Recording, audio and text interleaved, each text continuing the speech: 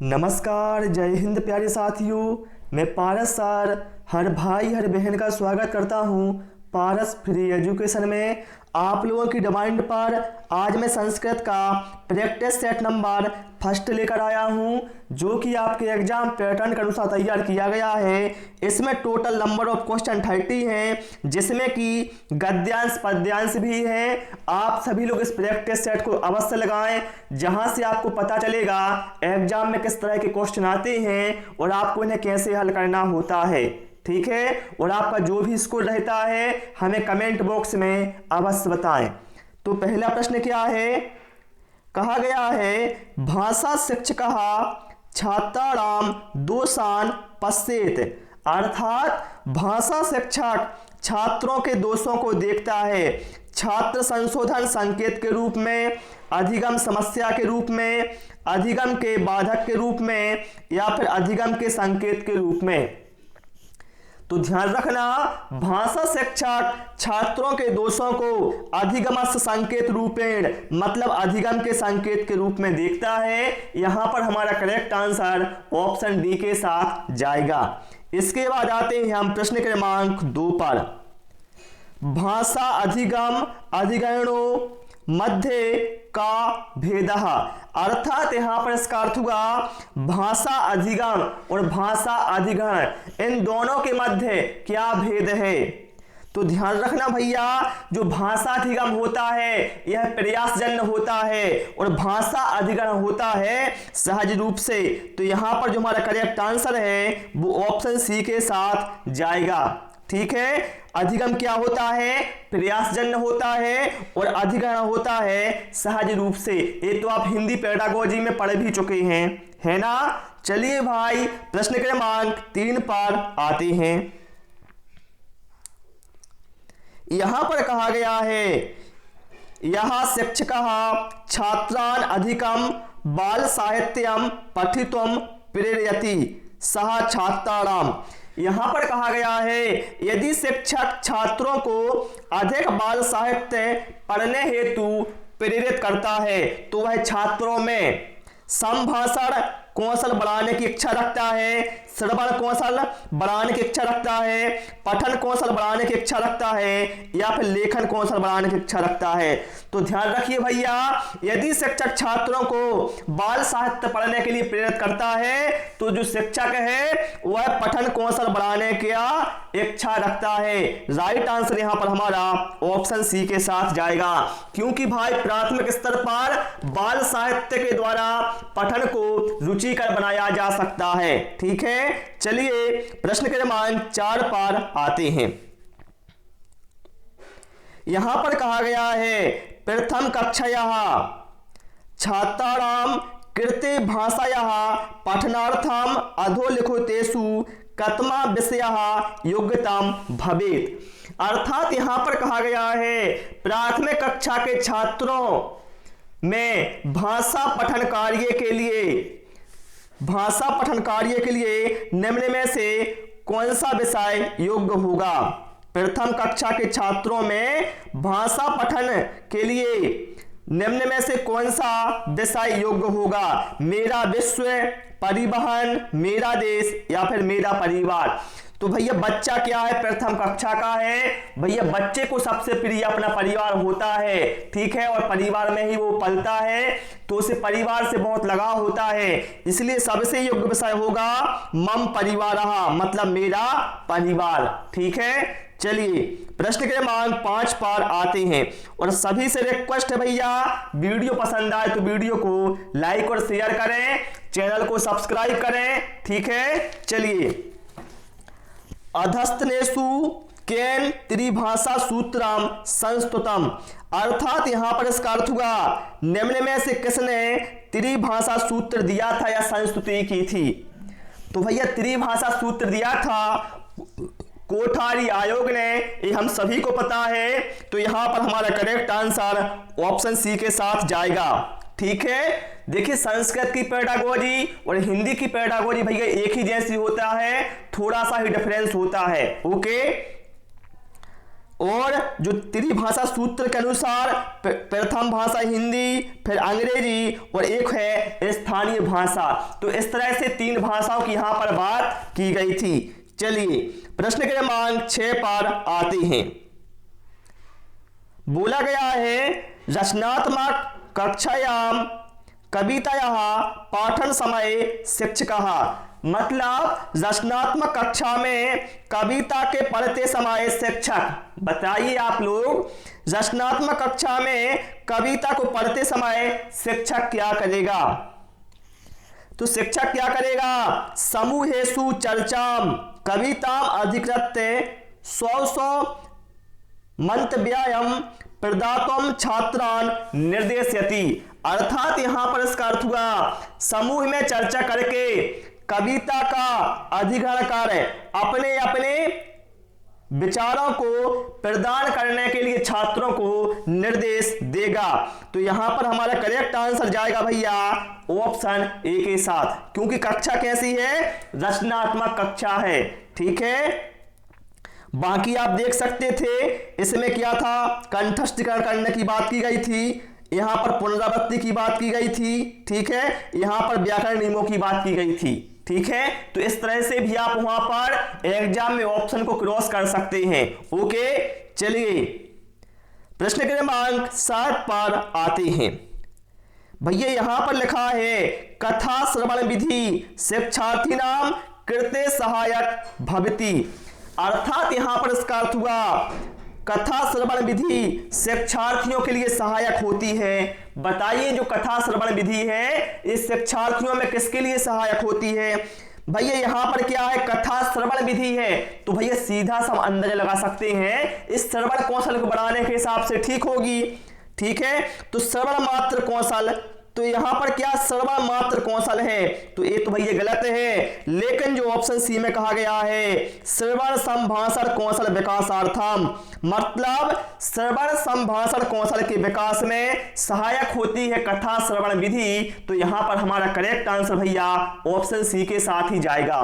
ठीक है, चलिए भाई प्रश्न क्रमांक 8 पर आते हैं। और आप लोगों को एक बात और बता दूं भैया, मार्केट में ऐसी बहुत सारी बुकें आ रही हैं जिसमें बहुत सारे गलत आंसर दिए हैं, ये भी आप सुन लो। ठीक है, चलिए प्रश्न क्रमांक 8 में क्या बोला गया है? कविता पठनस्य उद्देश्यम अस्ति। अर्थात कविता पठन का उद्देश्य क्या है? बताइए जो कविता पठन का उद्देश्य वो क्या होता है?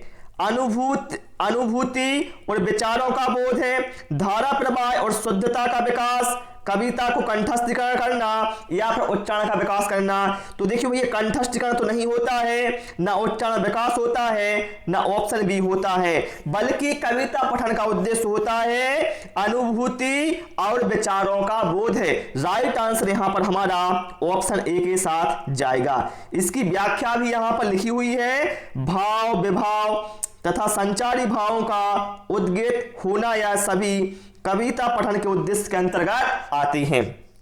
ठीक है, इसलिए बोला जाता भैया कविता में लय का होना आवश्यक होता है। ओके, चलिए प्रश्न क्रमांक 9 पर आते हैं।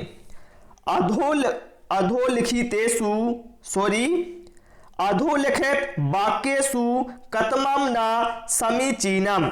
यहां पर कहा गया है निम्नलिखित वाक्यों में से कौन सा समीचीन नहीं है? समीचीन का मतलब है उचित नहीं है। ठीक है, मतलब असत्य है, ये बोला गया सीधा साधा। तो भैया यहां पर देखें आप ऑप्शन डी में कहा गया है सर्वे भाषा अधिगमः विषय अधिगमः भवन्ति। अर्थात यहां पर कहा गया है सभी भाषा अधिगम विषय अधिगम होते हैं। तो भाई ये कैसे हो जाएगा? आप खुद सोचें, सभी भाषाएं आप केवल विषयों के द्वारा ही सीखते हैं क्या? तो ऐसा गलत है, सभी भाषा का अधिगम विषय अधिगम नहीं होता है। यहां पर हमारा करेक्ट आंसर ऑप्शन डी के साथ जाएगा, ये असत्य है, ये समीचीन नहीं है। ओके, चलिए प्रश्न क्रमांक 10 पर आते हैं। कहा गया है अधस्तनेषु कतमः भाषा परिवारः भारतेन विराजते। अर्थात निम्न में से कौन सा भाषा परिवार भारत में विराजत नहीं है, मतलब भारत में नहीं है?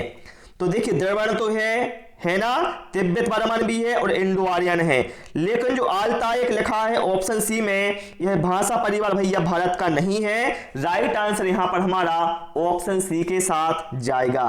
ठीक है, और भैया चूंकि प्रैक्टिस सेट है इसलिए मैं हर ऑप्शन को आपको व्याख्या के साथ क्यों बताऊं, क्योंकि वीडियो भैया बहुत लंबा हो जाएगा, ये आप सभी जानते हैं, यदि मैं हर ऑप्शन को पढ़ूंगा और उसका अर्थ बताऊंगा। ठीक है, ये प्रैक्टिस सेट है जो कि आपकी तैयारी जांचने के लिए है।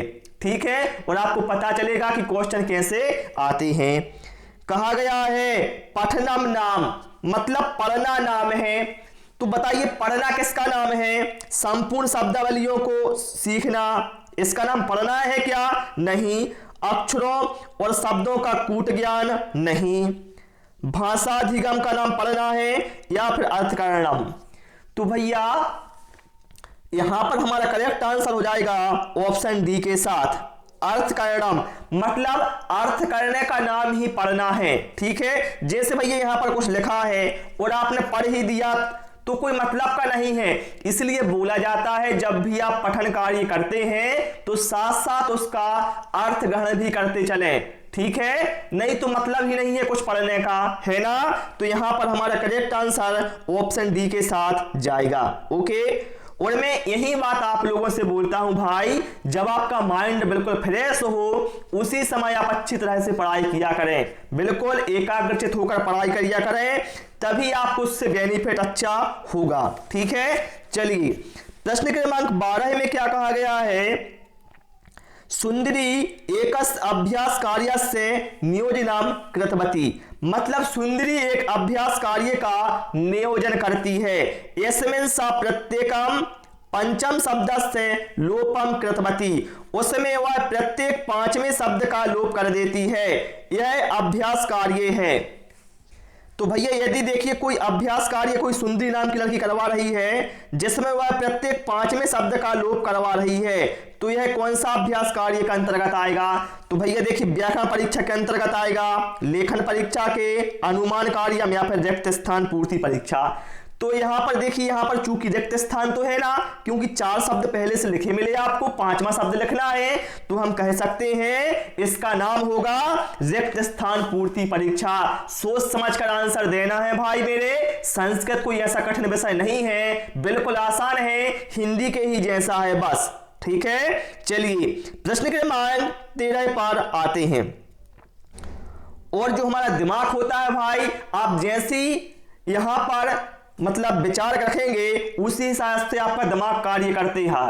यदि आप सोचेंगे संस्कृत कठिन है तो आपको दिमाग को संकेत मिला कि संस्कृत कठिन है। ठीक है, तो आप ये बिल्कुल ना सोचें, ये सोचें भैया संस्कृत आसान है, हम कोशिश करेंगे, सब कुछ बनेगा, चाहे संस्कृत हो चाहे मैथ हो, क्योंकि हमारा उद्देश्य है वर्ग 3 में सिलेक्शन पाना। ठीक है, चलिए प्रश्न क्रमांक 13 में क्या कहा गया है? सुरेशः एक भाषा शिक्षक अस्ति, सुरेश एक भाषा शिक्षक है। सह छात्रान एकस्मिन् ग्रामे परिभ्रमतुम निर्देशति, वह छात्रों को एक ग्राम में परिभ्रमण के लिए निर्देश देता है। तत्र आपराणाम सूचना पट्टान पठित्वा तदुपरि विवरणम दातुम कथयति, वहां पर वह बाजार में सूचना पट्ट को पढ़कर उस पर विवरण देने के लिए कहता है। फिर कहा गया है यो विधा गतिविधि किम कथयति, तो देखिए भैया सुरेश एक शिक्षक है जो कि अपने छात्रों को एक ग्राम में परिभ्रमण के लिए निर्देश देता है और बाजार में जो सूचना पट्ट है उसको पढ़कर उसका विवरण देने के लिए कहता है। तो एक कार्य क्या कहलाएगा? लेखनम कहलाएगा क्या? भैया कैसे कहलाएगा लेखनम? पठनम कहलाएगा? भाषणम कहलाएगा? नहीं, बल्कि ये जो कार्य है ये आएगा हमारा परियोजना कार्य के अंतर्गत। यहां पर राइट आंसर भैया हमारा ऑप्शन ए के साथ जाएगा। ठीक है, जब भी आपको भ्रमण कहीं पर करना पड़े और वहां से कोई जानकारी इकट्ठी करने पड़े तो वहां पर भैया परियोजना कार्य आएगा। यहां पर बोला गया है अनुमानम एकम उपकौशलम अस्ति, अनुमानम एक उपकौशल है। टिप्पणी करने का, पढ़ने का, समूहीकरण का या फिर सारांशकरण का। तो भैया अनुमान एक उपकौशल है पढ़ने का। राइट आंसर यहां पर हमारा ऑप्शन बी के साथ जाएगा। इसकी व्याख्या भी देख लो आप। देखिए यहां पर लिखा गया है भाई, शिक्षण अभ्यास में पठन के कौशलों का वर्णन मिलता है, जैसे लेखन कौशल, श्रुति कौशल, उच्चारण कौशल इत्यादि। इसी प्रकार अनुमानन भी एक उपकौशल है, लेकिन अनुमान का एक उपकौशल भी है, वह है पठन का कौशल। ठीक है, चलिए प्रश्न क्रमांक 15 पर आते हैं। कहा गया है शिक्षा अधिकार अधिनियम अनुसारम प्रत्येकम छात्रस्य अधिकारः अस्ति। अर्थात शिक्षा अधिकार अधिनियम के अनुसार प्रत्येक छात्र का अधिकार है। तो प्रत्येक छात्र का अधिकार क्या है? मातृभाषा माध्येन अधिगंतुम, मतलब मातृभाषा में अधिगम करना, ये प्रत्येक भाषा का अधिकार है। राइट आंसर यहां पर हमारा ऑप्शन सी के साथ चला जाएगा। देखिए लिखा भी है शिक्षा अधिकार अधिनियम मतलब आरटीई के अनुसार सभी छात्रों को यह अधिकार प्रदान करता है कि वह शिक्षा अध्ययन अपनी मातृभाषा के अनुसार ही करेगा। उस छात्र को जबरन किसी अन्य भाषा के माध्यम से शिक्षण नहीं कराया जाए। वह बालक स्वतंत्र है, इसलिए मातृभाषा को बालक के प्रथम पाठशाला की जननी माना गया है। ठीक है, चलिए भैया हमने पेडागोजी के 15 प्रश्न कर लिए हैं। अब आते हैं हम पद्यांश पर, फिर हम करेंगे उसके बाद गद्यांश। देखिए पद्यांश भैया बहुत आसान है। देखिए कितना है, बस इतना सा है, 10 लाइन है पद्यांश में बस। और यहां पर लिखा हुआ है कि आपको इन श्लोकों को पढ़ना है, उसके बाद प्रश्न क्रमांक 16 से प्रश्न क्रमांक 21 तक इसके आंसर देना है। लेकिन देखिए भैया हम संस्कृत में क्या करेंगे, ना गद्यांश पढ़ेंगे ना पद्यांश पढ़ेंगे। हिंदी में भले ही पढ़ लेते थे क्योंकि यहां पर टाइम बहुत अधिक लगेगा, तो यहां पर सीधा आपको प्रश्नों के ऊपर चलना है और उनके आंसर देखना है। देखिए यहां पर हम देखें पहले नंबर तो विद्या ददाति विनयम, विद्या ददाति वित्तम। यहां पर पूरे में क्या है, विद्या विद्या की ही बात की जा रही है कि विद्या क्या क्या करती है। तो यहां पर देखिए पहले प्रश्न में क्या कहा गया है, पद्यांश से कस्याः महत्वम कथितम अस्ति। पद्यांश में किसका महत्व है?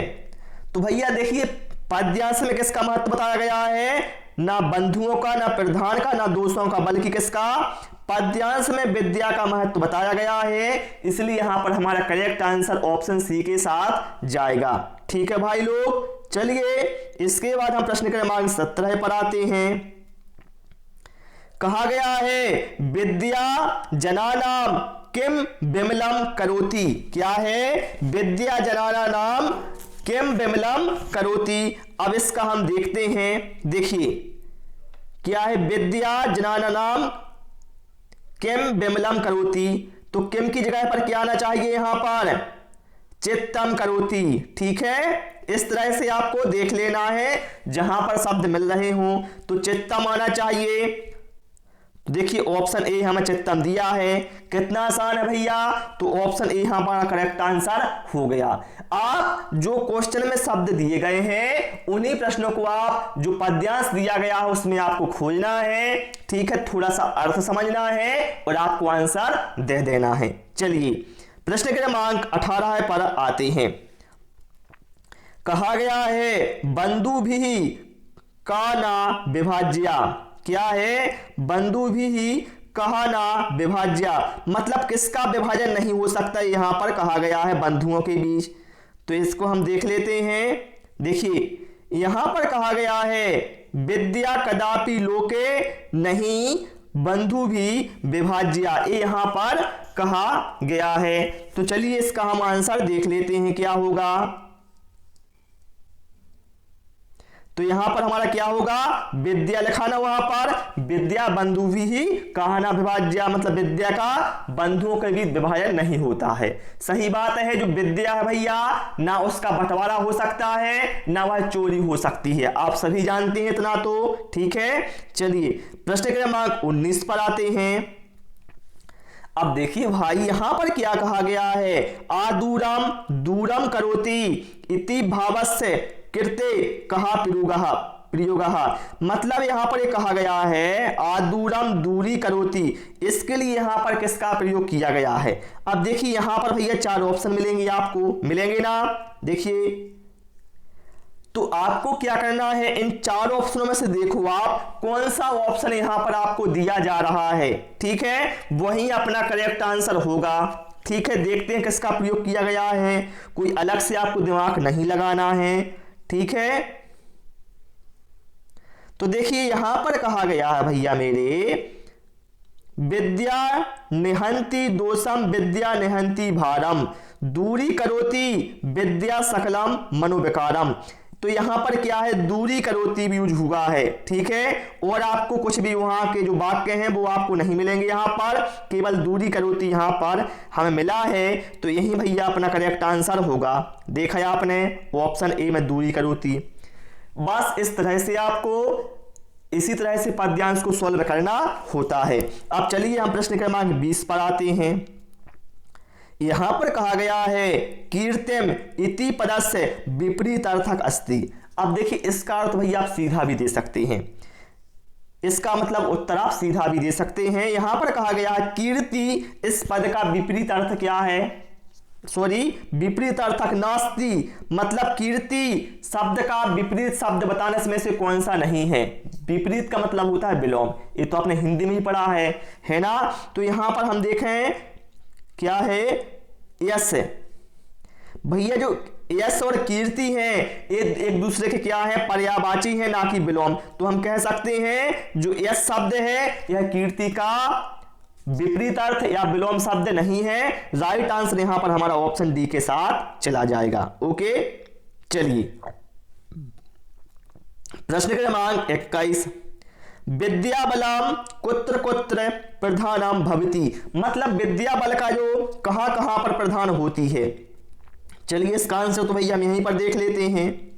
ठीक है, देखिए विद्या गुणा प्रधाना विद्या धनम प्रधानम देशे तथा विदेशे विद्या बलम प्रधानम।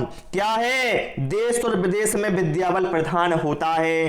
ठीक है, तो देश और विदेश में होता है भैया। तो यहां पर हमें देखना है देश विदेश दिया है क्या, बिल्कुल भैया देश विदेश दिया है ऑप्शन डी में। तो यहां पर हमारा करेक्ट आंसर हो जाएगा। ठीक है, तो भैया प्रश्न क्रमांक 16 से प्रश्न क्रमांक 21 तक जो पद्यांश के क्वेश्चन थे वो हमने हल कर लिए हैं। अब भैया हमें करना है गद्यांश। ठीक है, पद्यांश हमने कर लिया, इसके बाद क्या है, गद्यांश दिया गया है और प्रश्न क्रमांक 22 से प्रश्न क्रमांक 30 तक हमें उसके आंसर देना है। तो जैसा हमने वहां किया था वैसा ही हम यहां करेंगे भैया। हम यहां पर भी गद्यांश नहीं पढ़ेंगे। ठीक है, चलिए तो प्रश्न क्रमांक 1 में कहा गया है जीवने अन्न अपेक्षाया कस्य अधिकम महत्वम अस्ति। मतलब जीवन में अन्न की अपेक्षा किसका अधिक महत्व है। यदि आपको इसकी हिंदी नहीं बन रही है तो टेंशन मत लो भाई।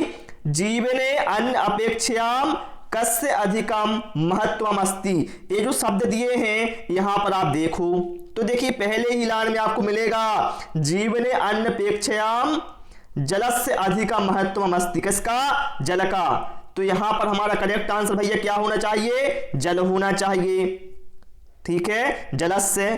ठीक है, राइट आंसर हमारा ऑप्शन ए हो गया ना मेरे भाई, कितना आसान है। चलिए प्रश्न क्रमांक 23 पर आते हैं। अब देखिए जलस्य अपरम नाम किम।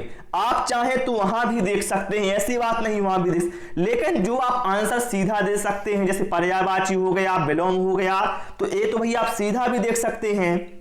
तो यहां पर देखिए जल का जलस्य अपरम नाम किम, अर्थात जल का दूसरा नाम क्या है। तो भैया जल का दूसरा नाम क्या, आभूषण है, वस्त्र है या फिर चरण है। तो भैया मेरे जल का दूसरा नाम क्या है, जीवन है। हमने पढ़ा है ना जल ही जीवन है। ठीक है, राइट आंसर यहां पर हमने ऑप्शन डी लगा दिया जो कि बिल्कुल हमारा करेक्ट हो गया। ठीक है, चलिए अब देखिए जलम इति पदस्य पर्यायो भवति। अब भैया यहां पर कहा गया है जो जल शब्द है इसका पर्याय क्या है? पर्याय का मतलब होता है पर्यायवाची। तो भैया इसका हमें गद्यांश में देखने की आवश्यकता नहीं है। जल का पर्यायवाची क्या होता है भैया? नीर होता है। तो ऑप्शन सी में कहा गया है नीरम। तो यहां पर हमारा करेक्ट आंसर ऑप्शन सी के साथ जाएगा। देखिए दुग्धम का मतलब दूध होता है, दूरम का मतलब दूर, समीपम मतलब पास होता है, तो वो भैया हो नहीं सकते। ठीक है, चलिए प्रश्न क्रमांक 25 पर आते हैं।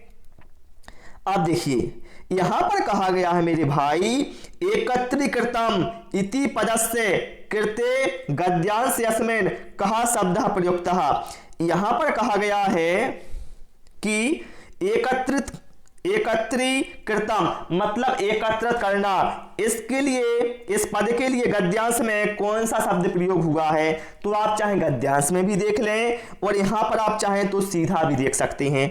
एकत्रित करना का मतलब क्या है? दंतम मतलब क्या होता है? देना, तो ये तो होगा नहीं। विस्तृत करना मतलब यहां पर बांटने की बात की गई है। तो एकत्रित करने का मतलब होगा संचितम मतलब संचित करना। यहां पर राइट आंसर हमारा भैया ऑप्शन बी के साथ चला जाएगा। ओके, चलिए प्रश्न क्रमांक 26 पर आते हैं।